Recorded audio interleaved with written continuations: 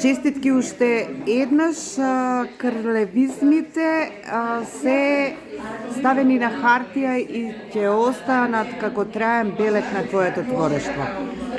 Ова е кое дело поред, што го карактеризира? Ова е 11-та книга афоризми, насловена на Кркуш, содржи 1200 афоризми. Исто е како и предходните мои скоро речиси сите книги, за 3 циклуси, за човекот, политиката, сатира и жената, како вечна инспирација на авторите, на уметниците. Со што се разликува од досегашните 10? Па со досегашните јас би рекол, не сум самиот да не се критикувам и оценувам, дека е најзрела досега. Има доста зрели афоризми и како што вели мојата рецензентка Ана Витанова Рингачева, професорката, најискрено еднаш ја прашав дали има афоризми кои ми сврлила, оти само ме фалат овие критичари, и рече има. Сега во ова мислам дека литературните критичари многу малку имаат да исфрлат. Нели, секојаш мора да најдат како тоа и ние нели струкали, како да кажам, и имаат многу малку да исфрлат по моје мислење. Не се преценувам или зрелоста си доаѓа. Покажуваш многу голема скромност секогаш, а во себе имаш толку ведар дух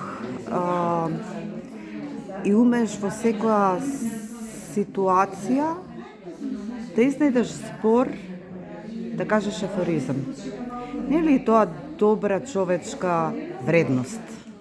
Па да, еви, тука кажа и публиката, нели, во разговорот со рецензентката и нашата писателка Десенка Николова, па веројатно така сум од дете и секојаш сум бил, да речем, посматрач на животот, оти некои го живеат со полна пара, а некои го посматраат можеби повеќе.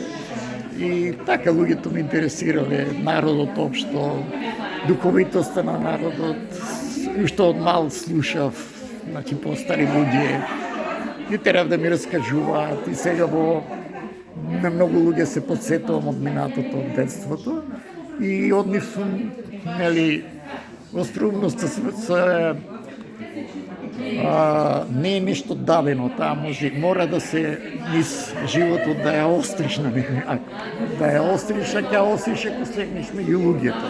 Јас сум скромен токму затоа што секој и се сметам за скромен, затоа што постојано сум со луѓето и меѓу луѓето. Ако бегаш над нив, ти го истакнуваш повеќе егото и тогаш ќе бидеш жртва на твоето его.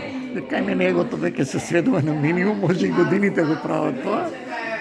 И тоа е тоа. Скромноста произлегува од, да речем, од дружењето со луѓето и меѓу луѓето си.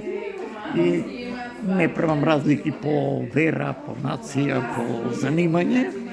Луѓето ги ценам по добрината, по квалитете, по човечноста и така. Ти честитам. Благодарам.